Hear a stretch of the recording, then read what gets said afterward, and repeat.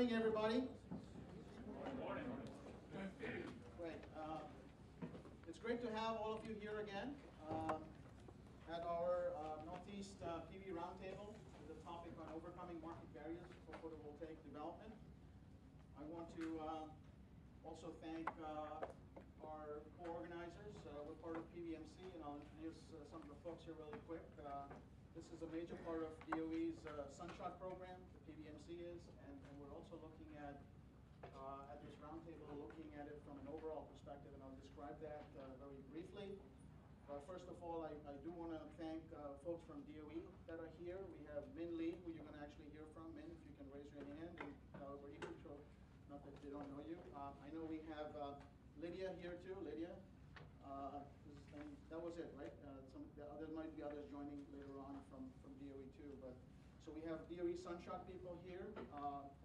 And we hope that this is going to be a really great event. What we want to do is get a lot of ideas, and again, I'll mention that in a second. PVMC is a consortium that was founded under SunShot, and we have several people from PVMC here as well. I did want to point some of them out to you. We have Joe Hudgens in the back. Joe, if you want to raise your hand, he's our Senior VP of Business Development. We have Ross Goodman in the back over there, who is also involved in business development at PVMC. Dr. Hirayama from CNSE and PVMC, that's involved with technology development. Scott is here too. Scott is also part of PVMC, runs the cross-cutting technologies related to testing, commercialization, and a whole bunch of other things, road mapping, etc. Anybody on this from PVMC? Is Dan Holliday here? No. Not here? Okay. So folks from PVMC are here, folks from DOE are here, and I wanted to sort of thank them right up front. What I also wanted to do was thank some of our co-organizers from Day 2. Day 2 was originally planned to be just a New York event, but based on a lot of the successes we've had moving forward, we tried to combine these two days into one. This is being organized with the help of Whiteman, Osterman, and Hanna. And Peter Tremarchi is here. Peter, from Whiteman, Osterman, and Hanna, and a lot of people from the College of Nanoscale Science and Engineering, that includes me, myself. We have Nisus Wilden is here too, Wilden Fishman, who is heads the New York's Solar Energy Society. So, and the focus of the second day, at least the first half of the second day, is on what's actually going on in New York and the governor's New York Sun Initiative, and you'll hear from some of the governor's people as well as some of the agencies from New York State. So moving forward, what I did want to do is very quickly introduce you to the objectives and what we're actually trying to accomplish in this two-day meeting. We've structured it to really figure out a way that we can come up at the end of the day with concepts that will lead to actionable programs or projects to really demonstrate solutions so that we can deploy gigawatt scale solar in the Northeast. We've talked about this for quite a while. Today's discussions are going to focus primarily, and this is primarily located in the Northeast region because there are a lot of similarities in what some of the various different states are doing. So we brought together a lot of the states and regions and utilities and agencies from the different regions also to focus on some of these things. The focus is to reduce financing costs, and as some of you have seen the agenda, we have ourselves put in some key targets of what we think we should be achieving. So from a financial cost standpoint, the risk premiums that people pay, we're talking about reducing those costs by a factor of 5, or another way to look at it is by like 75%. So if there's a way to do that, we'd like to know, and we'd like to see what needs to happen to move this forward. I'm not talking about just the manufacturing side or this includes the entire installation process and actually getting it on the grid and everything else. Second bullet that we keep hearing about is permitting and interconnection. We're going to hear more about that also later this afternoon. And as some of you have known, we will hear from the folks at Vermont. They've set a precedent by putting in a 10-day permitting and interconnection process. And it's working, apparently. So we'll hear from them. And what do we need to do in other states to try and mimic them is also something that we want to talk about. Is it possible? or it isn't, or is it just the pipe dream? We really want to understand some of those things. The third bullet is raising public awareness of PV, and there have been a lot of very successful programs established by both the federal governments and the state to increase public awareness of energy efficiency. For example, the Energy Star program, or the Building LEED program, which we're also going to hear some people talk about, that everybody knows about. But when it comes to solar, the general public, other than the folks that are probably in this room here, tend to be really skeptical.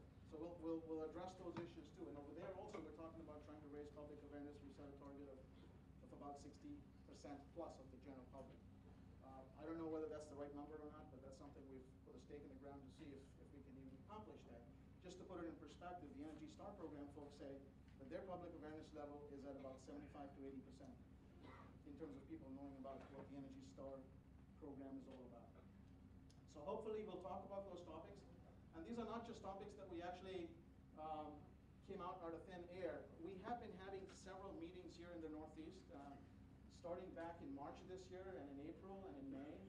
We've had several of these Northeast roundtables. We've had NYSERDA involved. We've had the New York Power Authority working with us closely to try and sort of whittle down what the big issues are for implementing these technologies. There were surveys that were sent out. There was information and voting that we got people to prioritize. There's close to about 150 people that have actually participated in all these events. And as you can see on the chart on the right-hand side, some of the key items that were brought up were issues related to financing, permitting, and marketing. And that's sort of a 4x4 chart that describes how easy it is to implement, how difficult it is to implement, as well as the overall impact. And that's why we've targeted and identified at least 3 specific topics to dig a little deeper into these areas and figure out what really needs to happen from an overall perspective. So this is what we're trying to accomplish today. Let me very quickly talk to you about the SunShot program's PVMC. I know Min is going to talk a little bit more about DOE's program overall. But the program, the PV manufacturing program was established last year, and it's a hybrid industry-led consortium and manufacturing development program that we have in place. It's not different from what we've already done here in the semiconductor space in terms of really increasing U.S. competitiveness in semiconductor technologies and nanotechnology here by attracting major manufacturers to the region and providing them with some key infrastructure. Our focus is on innovation related to thin film technologies in solar currently, as well as some aspects of silicon as well. Our partners, you can see up on the right-hand side, are DOE, Semitac, CNSE, which is the college here, as well as industry participants. And we've brought that together quite well. And that's become, that's sort of moving along. But one of the things that we figured out as part of the manufacturing consortium is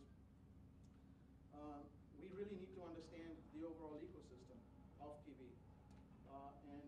And although we have looked at from a manufacturing perspective and we brought together the supply chain on the manufacturing line, everything from material suppliers, equipment manufacturers, et cetera, and some of the end users, our focus, PVMC space, as you can see, is not on fundamental research. It's more on industry, high volume manufacturing, technology development for high volume manufacturing. And that's the kind of thing that we're trying to do. But as I said, I mean, when we go deeper into the kind of manufacturing support we need to provide some of the companies that are actually manufacturing in the U.S., we really need to understand the markets, the deployment side, what's going on in the entire ecosystem. And this is how I sort of present it. I mean, building the PV ecosystem is very critical. And we've had some discussions with DOE, and that's one of the other reasons why we're having this conference here. What do we really need to do from an overall PV market perspective in terms of understanding how to strengthen the manufacturing base? Because just doing the manufacturing base and not understanding how markets develop and deploy is not going to help us establishing a successful consortium.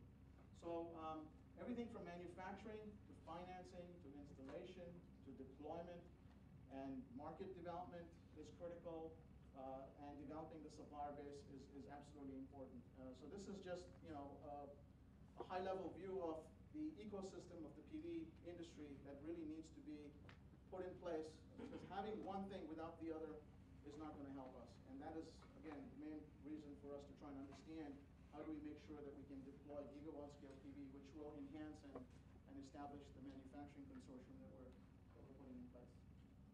This is a chart that I showed actually at one of our earlier meetings that we had done with NYSERDA, and this is a chart that came right out of NYSERDA's analysis of the costs